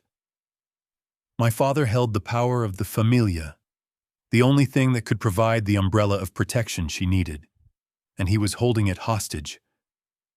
I looked at Marco. He was just broken. "He's right, Nico," Marco whispered, his voice ravaged. "Not about the marriage, but about her. This has to end. You have to let her go." His eyes pleaded with me, brother to brother. If you drag her back into this, I'm not your soldato anymore. I'm her brother, and I will stand between you and her. I'll take her, we'll disappear, and I will treat you as the enemy you are." A pincer. My father on one side, my best friend on the other. One held my power, the other held her life. Both were demanding the same price. I looked at the floor, the intricate Persian rug blurring beneath my feet. I was the viper, the most feared man in the city, and I had been brought to my knees in a bloodless coup. There was only one move, one way to save her. I had to make her not mine. I had to cut her out so cleanly and so brutally that no one, not my father, not Isabella, not our rivals, would ever see her as my weakness again. I had to become the monster they all thought I was. I lifted my head. My face was a mask of cold, hard stone. I had buried Nico and resurrected the capo. "Fine," I said. The word was a shard of ice. My father sat back, a slow, satisfied smile spreading across his face. "Good. You will. I will handle it." I turned to Marco. My voice was devoid of all emotion. "Give me her phone." Marco flinched, but he reached into his jacket and handed it to me. Her phone. Pink, with a small, stupid case. It felt like a bomb in my hand. I turned and walked out of the study, not looking back. I didn't run, I walked. Every step was a fresh hell. I was a dead man walking, and I was on my way to kill the only thing that had ever made me feel alive. The back door of the bakery was dark. I used my key, the click of the lock echoing in. the quiet alley with the finality of a gunshot. She was there in an instant, running from the apartment stairs. Her face was pale, blotchy from crying, her eyes wide with a desperate, terrified hope. "Nico," she breathed, relief flooding her features. "Thank God. Marco, he was here. He took my phone. I didn't know how to reach you." I cut her off. I didn't speak. I just held up her phone. Her words died. The relief on her face curdled, replaced by a slow, dawning confusion. "What? What's wrong? Why do you have that? Nico, you're scaring me." I stepped past her, into the warmth of her kitchen, and tossed the phone onto her counter. It skidded across the steel, stopping just short of a bowl of flour. "It's over, Elena." Her breath hitched. "What? No, no. Is this because of Marco? We can fix this. I can talk to him. He's just scared. This isn't about Marco." My voice was the one from her nightmares, the one from that first morning, cold, cruel, empty. "Then, what are you talking about?" she whispered, her hands twisting in her apron. "Isabella? Did she came here, Nico, she threatened." "This isn't about her either," I lied. "This is about me. Marco was right. You were right." "Right about what?" I turned to look at her, my face a mask of pure, bored indifference. "You're a baker, Elena. You're a distraction. A game. A civilian. And I'm done playing." I watched the color drain from her face. I watched the light in her eyes, the one I had come to crave like a drug, flicker and die. It was the most brutal thing I had ever done. "You're lying," she whispered, her voice a hollow shell. "Last night, you're lying." "Am I?" I had to make it final. I had to make it hurt. I had to give her a reason to hate me so much she'd never, ever look for me again. "Isabella is back," I said, my voice flat. "My father is right. It's time to do my duty. It's time to stop playing house." I let a cruel smirk touch my lips. "I'm marrying her. The engagement is back on." That was the killing blow. She didn't cry. She didn't scream. She just broke. I watched it happen. Her shoulders slumped. Her hands fell to her sides. She looked for a second like a marionette with its strings cut. The vibrant, defiant, strong woman who had stood up to me was gone. I had murdered her. "Get out," she whispered. I didn't move. I couldn't. I was memorizing her, this final broken image of her. This was the price. I said, her voice cracked, and a single tear, a tear of pure, agonizing rage, finally escaped. "Get out!" She turned, her back to me, her shoulders shaking in a silent, violent sob. I turned. I walked. Every step away from her was a nail in my own coffin. I was walking away from my oxygen. I was walking away from the sugar, the vanilla, the life. I was walking back into the cold, dark, suffocating tomb of my world. I made it to my car. I got in. I sat in the dark, my hands gripping the steering, wheel so hard my knuckles were white. I was safe. My family was strong. The alliance was secure. Elena was finally protected. I had won. I threw my head back against the headrest, a single, silent, agonizing roar trapped in my chest. I had done my duty. I was the Capo, and I was completely, utterly dead inside. Chapter 8. Nico. I stood in the dark, my back to the glittering, indifferent city lights, a glass of whiskey in my hand. The ice had long since melted. I was wearing a black $4,000 suit, a white shirt, and a silk tie, knotted so tight it was a civilized noose. My father had called.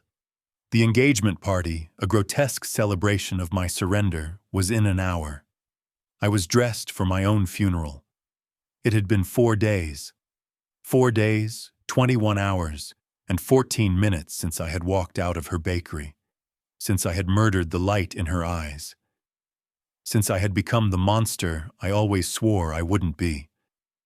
The victory was hollow. It was a gaping, septic wound. I had done my duty. My father was satisfied. The Vescovi alliance was secure. Isabella was, presumably, triumphant, and Elena was safe.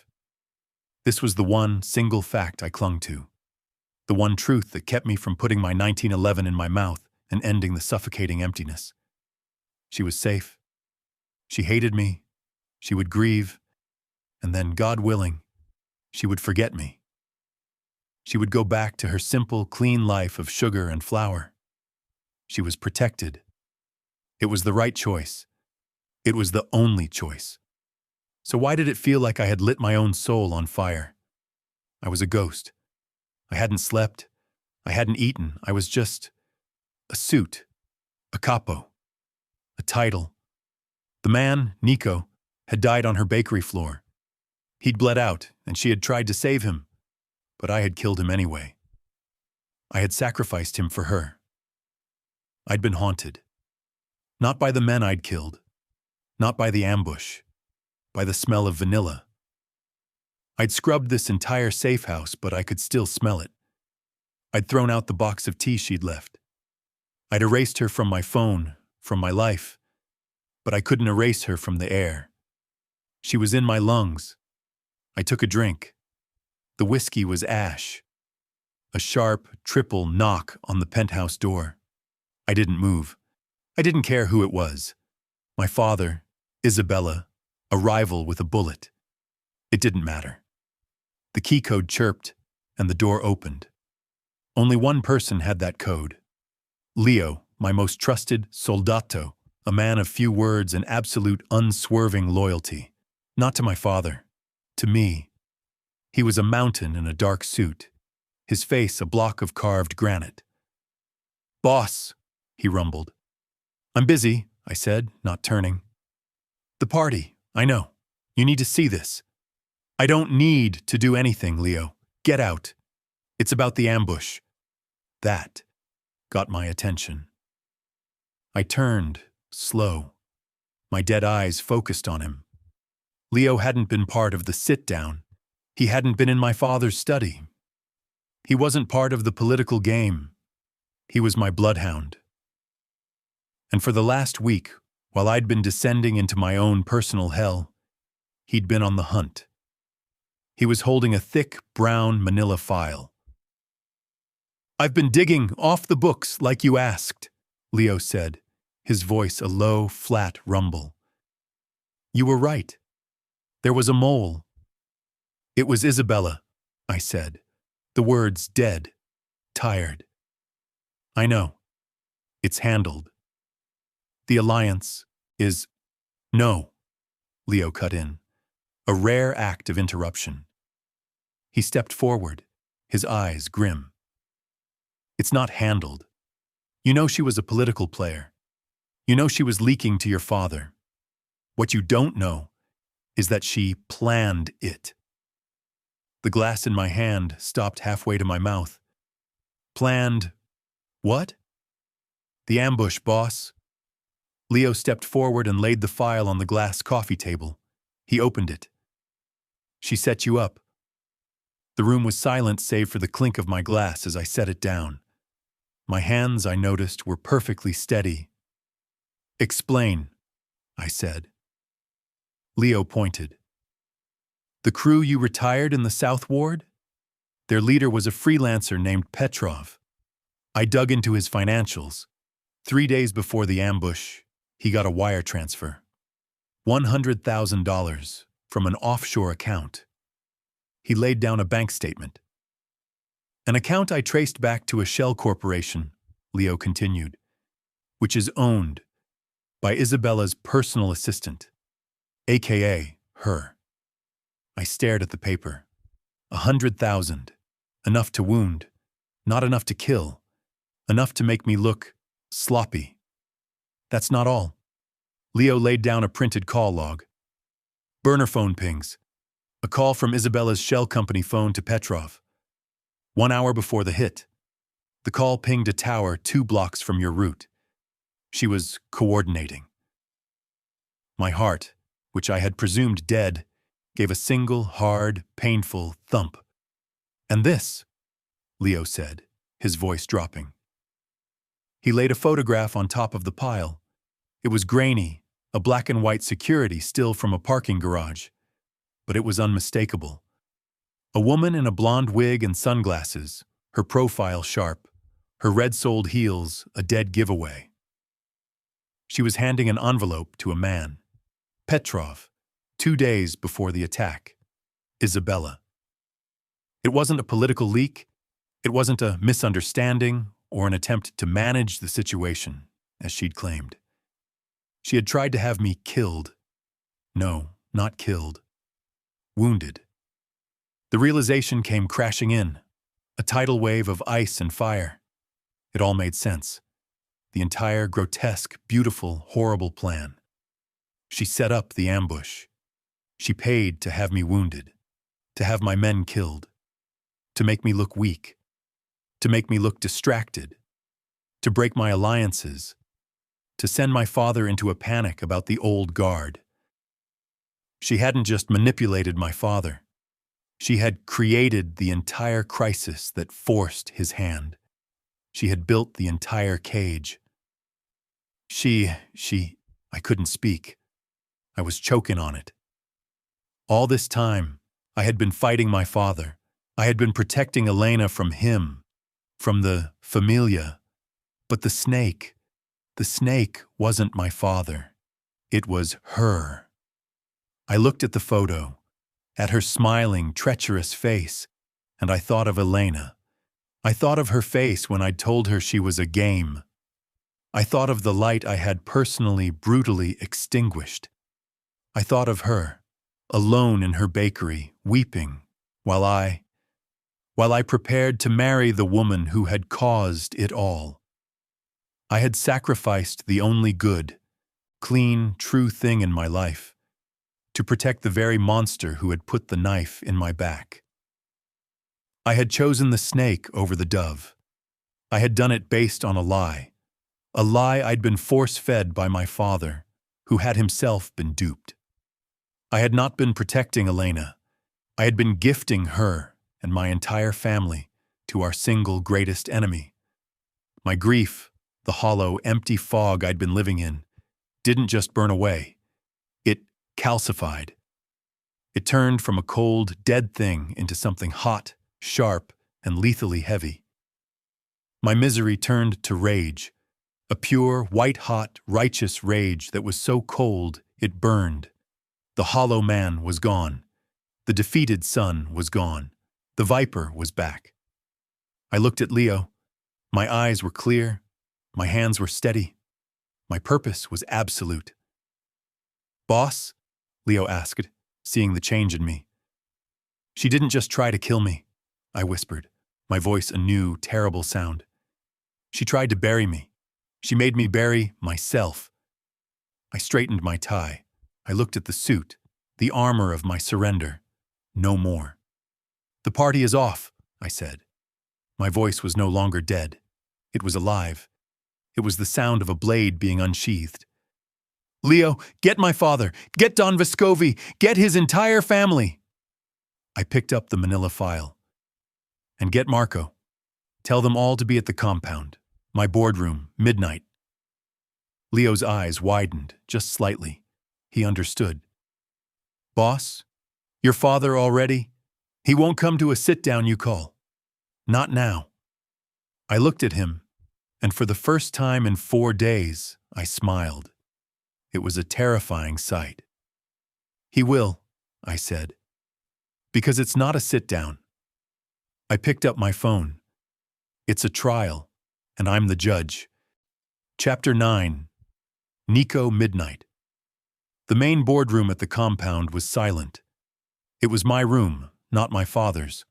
All modern glass, black leather, and cold, brushed steel, with a single massive black oak table at its center. It was a room designed for executions, political or otherwise. I was at the head of the table, where I belonged. I wasn't wearing the suit of my surrender.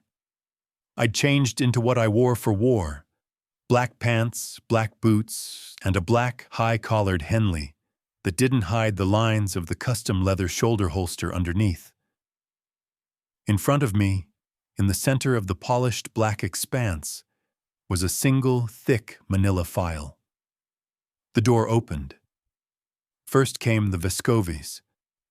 Don Vescovi, a man whose arrogance was only matched by his gaudy jewelry, flanked by his two idiot sons. And on his arm, Isabella. She was a vision in emerald green, a dress that screamed wealth and victory. She looked for all the world, like a queen arriving for her coronation.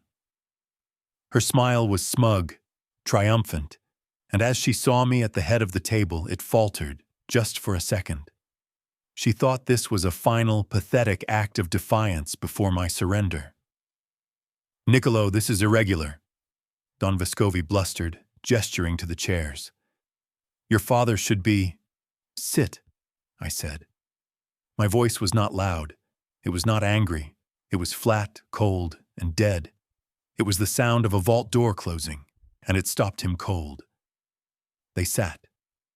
The door opened again. My father, Valerio, stormed in, his face a mask of thunderous rage. "Niccolo, what is the meaning of this?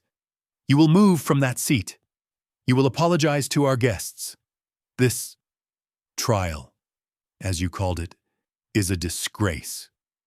Sit, Padre." He stared at me, his mouth open, apoplectic. He had never heard that tone from me. He was, for the first time in his life, genuinely shocked. He sat, his face purple. The door opened a final time. Marco. He looked like a ghost. He was pale, his eyes hollowed out, defeated. He looked at me, at my father, at Isabella, and then at the floor. He took a seat in the corner, as far from all of us as he could get. He looked like a man here to watch a friend be executed. I looked at the closed door. Leo stood guard outside. It was just us, the Vipers, and the man who had lost his sister. I stood up. I didn't raise my voice. I didn't have to. The silence in the room was so heavy, so absolute, it was suffocating. "We're here," I began, my voice resonating in the quiet, "to celebrate an engagement, an alliance." My father nodded, satisfied. Isabella smiled, a slow, sensual stretching of her red lips. "But first," I said, "we must address a matter of business, the South Ward ambush." Isabella's smile tightened, just a fraction. My father scoffed. "Old news, son. Your sloppiness—" "Wasn't sloppiness." I looked at Isabella. It was a setup. The room went utterly still. "You're obsessed." Isabella laughed, a high, tinkling sound that was just a little too sharp. "Nicky, darling, you can't blame me for your failures. Valerio, please, he's just lashing out." "Am I?" I picked up the file. I let it drop onto the table. The thud was as loud as a gunshot. "Let's talk about a man named Petrov," I said, my voice conversational. I walked around the table, a predator circling its prey. Freelancer, ex-Spetsnaz, ran a small, violent crew. The crew, in fact, that attacked my car. I pulled out the first paper, a bank statement. 3 days before the ambush, Petrov received a wire transfer. $100,000. I slid the paper in front of Don Vescovi. From an offshore account in the Caymans, an account registered to a shell corporation. Vescovi Imports. Don Vescovi's face went white. His sons looked confused. "My imports?" he stammered. That is preposterous." "It gets better," I said. I pulled out the call logs. "This is a burner phone ping. A call from this Shell Corporation's registered agent to Petrov, 1 hour before the hit. The call, you'll note, pinged a tower 2 blocks from my route." coordinating. Isabella wasn't smiling anymore. She was staring at the papers, her knuckles white where she gripped the table. And finally, I pulled out the last item, the photograph. I didn't slide it. I placed it gently in front of her. The grainy parking garage still, the blonde wig, the red-soled heels. You. She stared at the picture. The blood drained from her face. "Valerio, he's lying!" she shrieked, her voice cracking, the polished queen vanishing, replaced by a cornered rat. "He's lost his mind. He's forging documents. He's trying to sabotage our families." "Silence!" my father bellowed, rising to his feet. "Niccolo, this is madness. You will apologize." "She didn't just leak intel, Mahapadre," I said, my voice dropping, lethal. I turned my gaze to him. "She hired the guns. She paid to have me wounded. She created the crisis that you, in your infinite wisdom, were so desperate to solve. She made me look weak, so you would force my hand." My father stopped. He looked at the photo. He looked at the bank statement. He looked at Isabella. And he finally saw the snake in his house. He looked old. He looked ashamed. He collapsed back into his chair, his face gray. Isabella saw it too. She had lost her champion. Her eyes darted to her father, her brothers. They were already shaking their heads, their faces masks of terror. They were cutting her loose. "Nico, Nicky, darling," she whimpered, standing up, her voice a desperate, broken plea. It wasn't supposed to be like this. It was just to get your attention, to make you see, to win you back." I looked at her, my face devoid of all emotion. "You didn't just try to kill me. You tried to bury me. You used my family. You used my father. And you used the woman I loved to do it." I walked back to the head of the table. I sat down. The judge was back in his seat. "This alliance," I said to Don Vescovi, "is over. Your shell corporation is being seized as a fine for your daughter's treachery. You will consider yourself lucky that I am letting you walk out of this room." "And her?" he whispered, not even looking at his daughter. I turned my gaze to Isabella. She was weeping, her mascara running, her beautiful mask completely shattered. "You," I said, my voice quiet, "are banished. From this city, from this life. If you are in the 5 boroughs by sunrise, you will be buried in them." She let out a choked sob. Her brothers, seeing their opening, grabbed her, hauling her bodily from the chair. "Nicky, no! You can't! I love you!" she screamed as they dragged her, fighting, from the room. The door shut. Silence. Don Vescovi and his remaining son didn't move. "Get out," I said. They fled. Now, it was just us. My father sat in his chair, a shrunken old man. He stared at his hands. "Valerio," I said. He flinched. "You chose an alliance over your blood. You let a snake into my house, into our house, because you were too blind, too arrogant, and too obsessed with the past to see the present." He looked up, his eyes wet. "Son, Niccolo, I didn't know."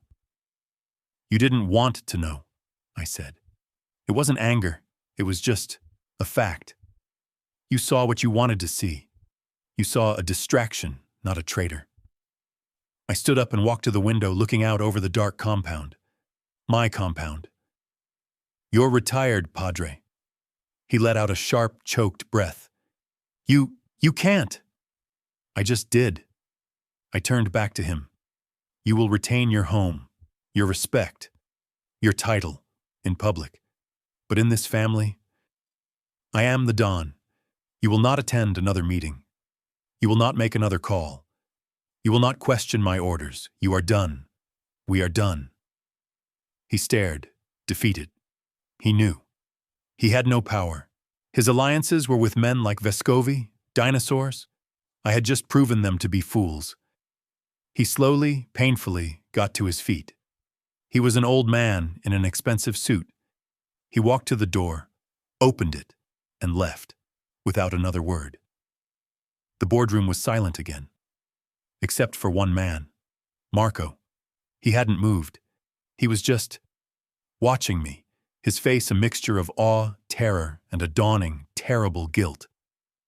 I walked over to his chair. He flinched, as if expecting me to hit him. I didn't. I just stood in front of him. "You were right to protect her, Mark Fratello," I said, my voice rough, the capo gone, the dawn fading. This was just Nico. He looked up, his eyes swimming. "You were just wrong about who the enemy was," I continued. "And so was I. I broke her, Marco. To save her. I broke her." "Nico," he whispered, his voice thick. "What I said, in the study." "You were a brother," I said, cutting him off. "I get it. It's the one goddamn decent thing in this whole mess. You were a brother." I clapped a hand on his shoulder. "But now, I need mine." I pulled him to his feet.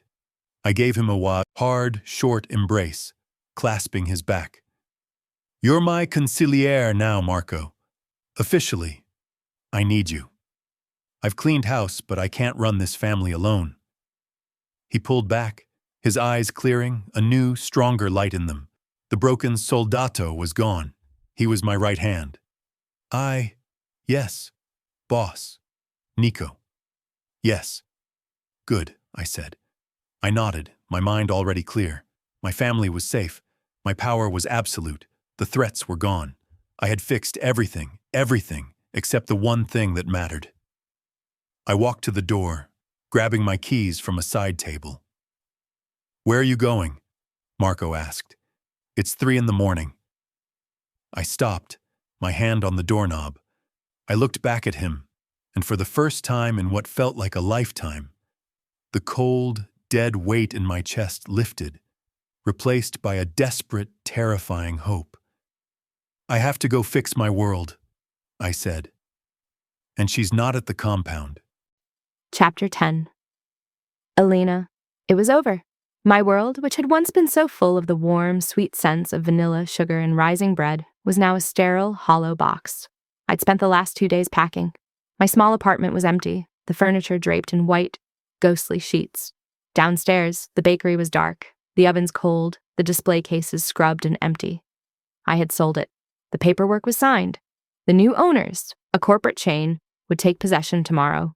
They'd paint over the mural my nonna had helped me with. They'd change the name. They'd gut my sanctuary and fill it with cheap coffee and frozen pastries.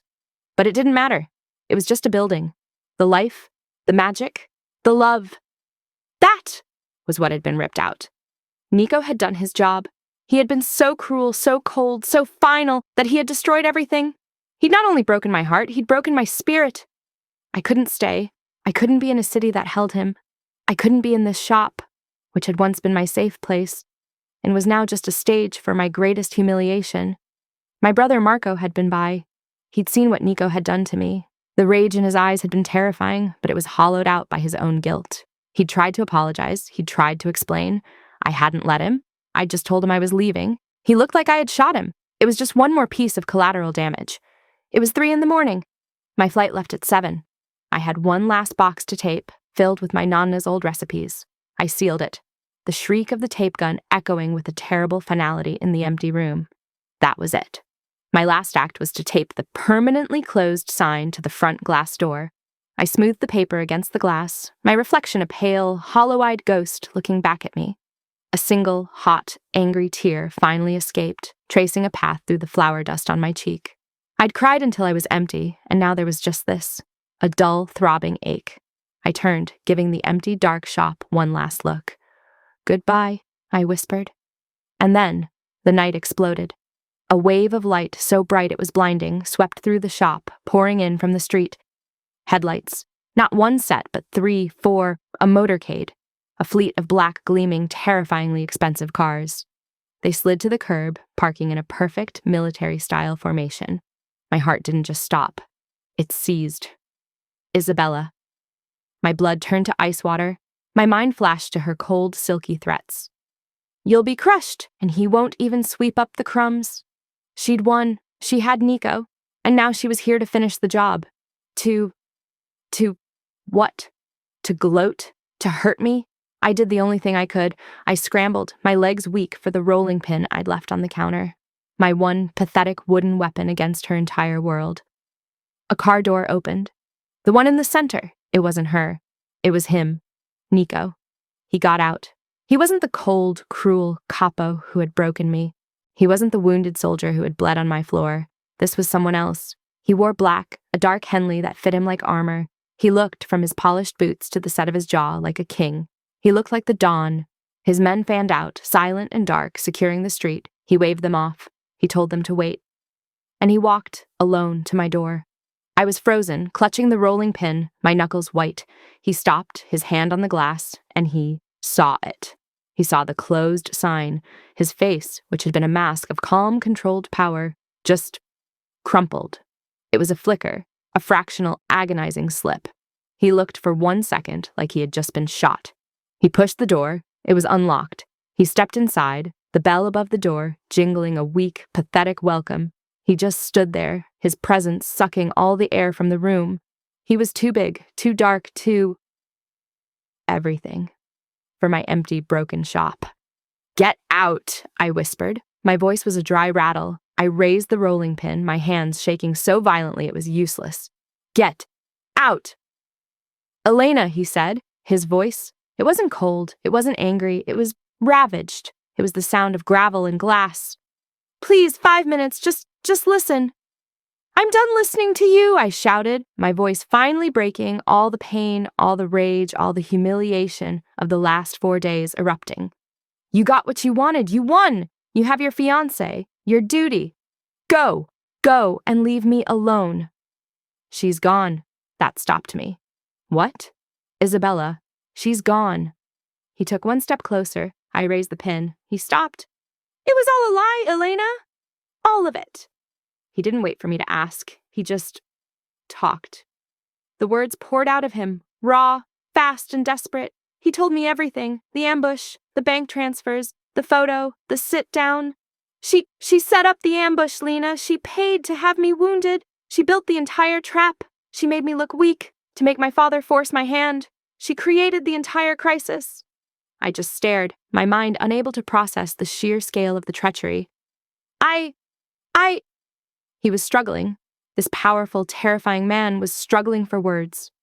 I thought I was choosing between my family and you. I thought I was protecting you. From him.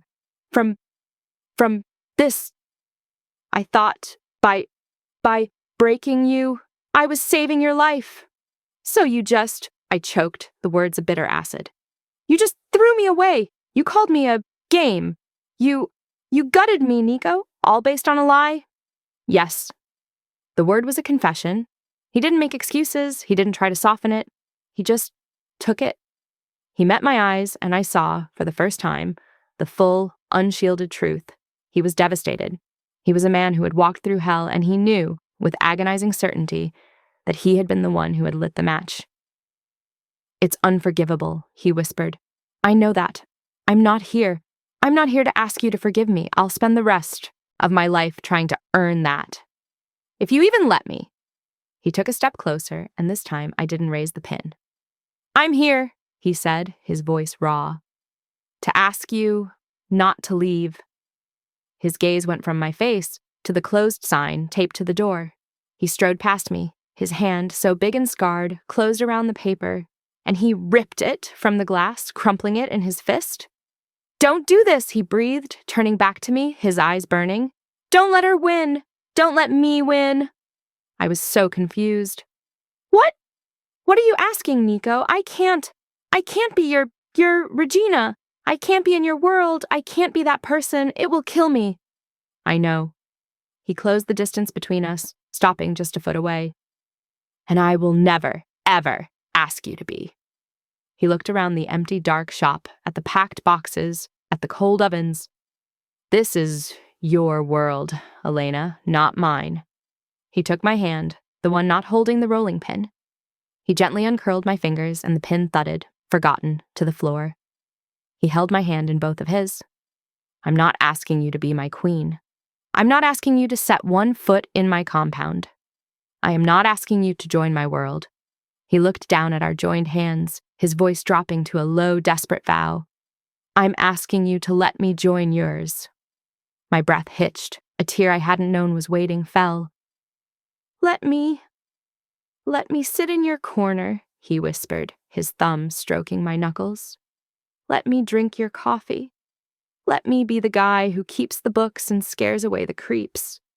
You can have this bakery. You can have this life. I will build a goddamn wall of fire around it. I will keep you so safe, so clean, you'll forget my world even exists. You just have to have me in it. He looked up, his eyes pleading. Please, Elena, don't leave. Don't close. I stared at him, this magnificent, terrifying, broken man who was offering me everything. Not his power, not his empire, just himself. On my terms. I didn't speak, I let go of his hand, raised my own, and with trembling fingers, I touched his face. I traced the line of his jaw, his cheek, his brow. He closed his eyes, leaning into my touch like a starving man. You're an idiot, Nico Bianchi, I whispered, my voice thick with tears. A shaky, broken laugh escaped him. I know. You promise? I whispered. My world, my terms. I vow, he said, his voice absolute. On my life, on my soul, your world, your terms, always. I let out the breath I'd been holding for 4 days, and I fell forward, my arms wrapping around his neck, my face burying in his chest. He caught me, his arms locking around my waist, holding me so tight I thought my ribs would crack. He held me like he was holding the entire world. And for the first time in my own bakery with a Don of the Mafia, I was finally perfectly safe. 1 year later. The bell on the door jingled, a bright, happy sound. Welcome in, I called out, not looking up from the intricate lattice I was weaving on an apple pie. Hey, Sorlina, Marco's voice boomed. You're burning the cornetti. I am not burning the cornetti, I laughed, pointing at my new, massive, state-of-the-art timer. I have a system, unlike you who still thinks a little brown is a technical term. It is a technical term, he grumbled, leaning over the counter to steal a piece of raw dough. I smacked his hand. He was here, in my bakery, almost every single day. He was my brother again. He was my consigliere, technically, but here, he was just my head of pastry tasting and quality control.